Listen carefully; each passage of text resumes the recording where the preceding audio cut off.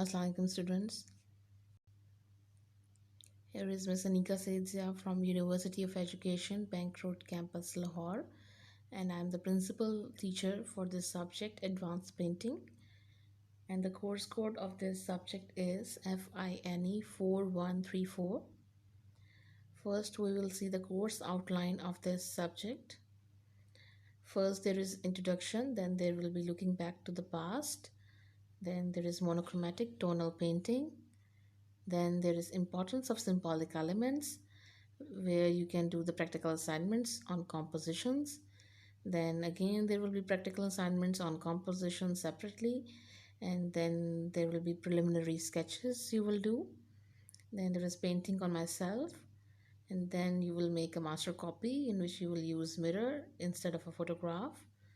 Then there is introduction project on color harmony, and then there will be modern concepts, and then you will do an assignment on social thoughts, where you can make self-portrait using a palette knife technique. Then there is your topic number 13, which is also today's topic.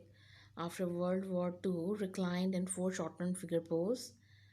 Then there will be color, shape, composition. Then there will be portrait painting, and then there is self-portrait from mirror or trade painting.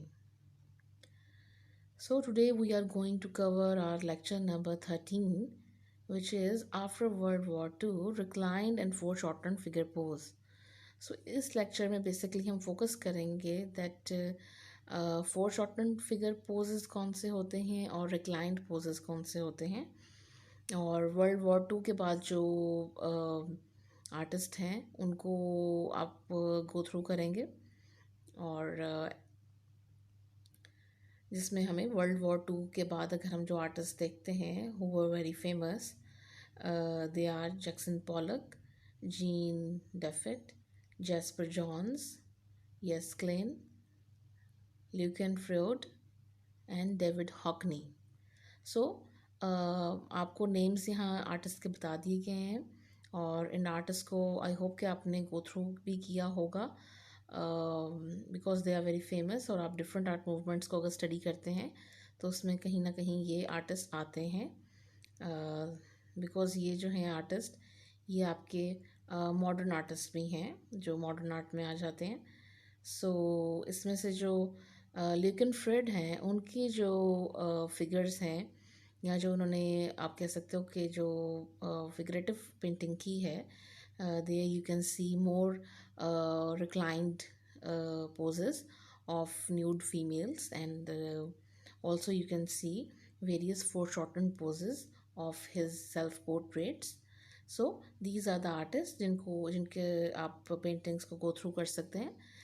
They have painted various gestures and poses of reclined females, and also of male figures. So first we will see that what is basically the foreshortening. Foreshortening refers to the technique of depicting an object or human body in a picture so as to produce an illusion of projection or extension in space. So as you can see, gradually जो arm है वो आपके आई level पे आ रहा है, ठीक है. तो जब आपके आई लेवल पे वो आ जाएगा तो आपको वो फोरग्राउंड में ऑब्वियसली उसका साइज़ भी बड़ा हो जाएगा हैंड का, और वो चीज़ जो है वो फोरशॉटिंग में चली जाती है जो आपकी आर्म है, ठीक है. वो सारी लाइंस वहाँ पे जाके वैनिश हो जाएंगी. सो आप कह सकते हो एक तरह से पर्सपेक्टिव क्रिएट हो जाता है. सपोज़ अगर हम रोड की बात करते हैं, अगर हम रोड को देखते हैं, so in the foreground we used to see cars and people in much larger size as compared to the background. जहाँ पे horizon line हमारी आती है वहाँ पे हमें minute नज़र आएंगे figures and cars. So basically this is just an illusion of our eyes. So आंखों का एक धोखा होता है. This is it doesn't mean कि आपके जो पर्सपेक्टिव में कार्ड्स हैं फिगर्स हैं वो वाकई में एक स्मॉल साइज़ के हो जाते हैं. So it is just an illusion of our eyes. So foreshortening में भी यही होता है कि जो चीज़ आपके फोरग्राउंड में जो आपके क्लोज आ जाती है आई लेवल के, वो जो ऑब्जेक्ट है, वो चाहे एनाटमी है, वो चाहे कोई बॉडी पार्ट है फिगर का, it could be anything, it could be any element from the surroundings. So उसका साइज़ जो है वो बिगर हो जाता है, ठीक है। और जो उसके फोरग्राउंड में चीज़ होगी ऑटोमेटिकली वो हमें छोटी नज़र आती है। और अब जैसे इस आम में आप देख सकते हैं, आम की लेंथ उतनी ही है। अगर हम शोल्डर से रिस्ट तक देखें तो लेंथ बाजू की उतनी ही है, बट ग्रेजुअली जो है उसका जस्ट एंगल चेंज हुआ है, उसका जस्ट गेस्चर चेंज हुआ है, और जिसकी वजह से हमें वो लग रहा है कि उसकी लेंथ कम हो गई है। बट इट डजेंट मीन कि आपका जो आर्म है उसको ही कट कर दिया गया है या उसकी लेंथ को कम कर दिया गया है, वो वहीं पे है। But it is just an illusion of our eyes, it is just the case of lines or angles you can say. So foreshortening in art, अगर हम आर्ट की बात करें या जनरली पेंटिंग्स की बात करें तो foreshortening जो है वो काफ़ी इंटरेस्टिंग एंगल्स और आपकी पेंटिंग में काफ़ी इंटरेस्ट क्रिएट कर सकती है। और आपका जो फोकल पॉइंट है, जो एरिया ऑफ इंटरेस्ट है, जो आपका सब्जेक्ट है, उसको बहुत ज़्यादा इन्हांस कर सकती है, व्यूवर की आई को हेल्प कर सकती है to move towards your main focal point. अब आपका focal point, it could be anything, it could be a portrait, it could be a face of the figure, it could be any interesting still life object, कुछ भी हो सकता है। But four shortening जो है वो आपको help करती है व्यूअर की आई को मूव करने के लिए, ताकि वो उसके ऊपर जो है फोकस कर सके। So in fine arts it is use to reduce और distort parts of a represented object that are not parallel to the picture plane in order to convey the illusion of three-dimensional space as perceived by the human eye. So, it is often done according to the rules of perspective to abridge, reduce or contract, make shorter. So obviously इसमें perspective भी आ जाता है, जो implications हमें perspective में नज़र आती हैं सेम वही इम्प्लीकेशंस हमें फोर शॉर्टिंग में नज़र आती हैं, चाहे वो कोई एनाटमी है, चाहे वो कोई स्टिल लाइफ है, ओके, चाहे वो कोई ऑब्जेक्ट की स्टडी है, तो सेम हमें इम्प्लीमेंटेशंस नज़र आती हैं। यहाँ पे भी ये here you can see another example of foreshortening, जिसमें हमें बॉडी जो है वो फोर शॉर्टनिंग की तरफ जाती हुई नज़र आती है। Here you can better understand this foreshortening. अब जो suppose in this picture you can see that the head of the figure is much bigger as compare to the rest of the body, और हमें जो है just बस तक हमें नज़र आ रहा है, अदरवाइज आर्म्स, हैंड्स और लेग्स, इवन फुट हमें विजिबल नहीं है। सो वो एक एंगल में चले गए, डजेंट मीन कि उसका बॉडी ही क्रॉप हो गई है, वो एग्जिस्ट ही नहीं करती है जो लोअर बॉडी है। So it is just an illusion of our eye. और राइट साइड पे अगर आप देखें तो because the foot is in the foreground, so it is obviously going to be in the bigger size, और जो face है वो perspective में है background में, that's why it is drawn in smaller size. और अगर हम बात करें direction of lines की, तो lines are diagonal and the foot is helping the viewer to move gradually towards the face. so एक help कर रहा है जो movement है फुट का व्यूवर को देखने के लिए into the painting. Here is another example of foreshortening pose. As you can see जो लेग है और फुट है वो फ्रंट पे है, that's why it is much bigger in size.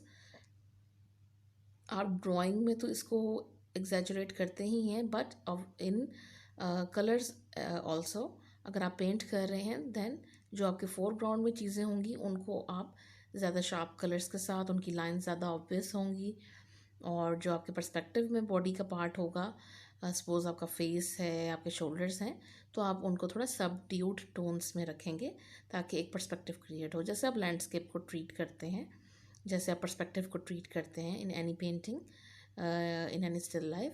So same goes for this foreshortening pose. Here is another example of foreshortening pose.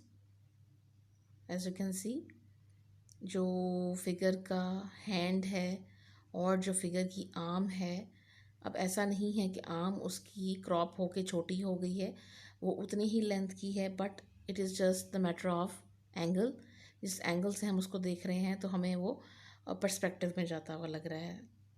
और face भी automatically short हो गया है. और फोर शॉर्टनिंग को बनाते हुए एंगल्स बहुत मैटर करते हैं. एज यू कैन सी, जो राइट हैंड है, this is the correct one. जो रेड वाला हैंड है, दीज आर द करेक्शंस. अगर आप ब्लैक को देखें तो this is not the correct one, उसका साइज़ बड़ा है. इस एंगल के अकॉर्डिंग उतने ही साइज़ का जो हैंड है वो वहाँ पे उसकी प्लेसमेंट होगी. There is another example. आप वो एंगल्स की हम बात कर रहे हैं. So you can easily see a cone like shape is made. आप उसको रिवर्स कर देते हो if you are in a reclining pose. और अगर आपके फुट जो है फोरग्राउंड में आ रहे हैं तो वो उसका ऑपोजिट हो जाएगा. और अगर आपका हेड जो है वो फोरग्राउंड में है तो ऑब्वियसली हेड जो है वो बड़े साइज़ में हो जाएगा और आप उसको रिवर्स कर देंगे, उस ट्रायंगल को और कोन को. Reclining female poses in history. So, in many paintings, artists have painted these reclining poses, especially of females, of nude females, and the reclining female nude was a popular subject in 19th century French painting. The odalisque, originally meaning a slave in a Turkish harem, was often placed in an exotic setting. सो अगर आप different artist की paintings देखें, suppose आंग एक है, new classicism का artist है, रूबिन्स है, टिशन है, रेनेसांस के आर्टिस्ट हैं.